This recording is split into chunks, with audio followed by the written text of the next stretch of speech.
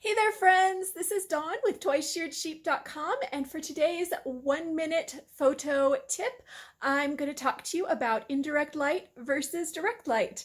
And when people tell you that you should photograph your products in a bright window, like the one behind me, the first thing that you're going to want to do is put your product directly in the light because, it makes sense. That is exactly where the most light is, right?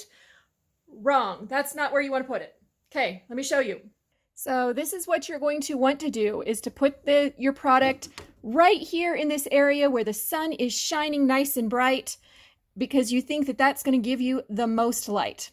Well, there are a couple problems with that. One, you've got these really ugly lines from my window, and that's a no-no in your product photography. Also, do you see this dark, harsh shadow that you're getting right here? Even if I didn't have my lines from my window, you'd have these harsh lines right here. Even if we put up our poster board like I taught you, that harsh shadow is always going to be there, and your product is going to be too bright and overexposed. This is a no-no.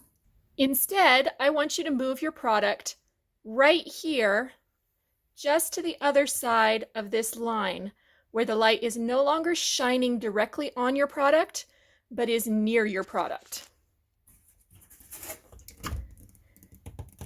Then when we put in our poster board like we're taught, it helps brighten everything up.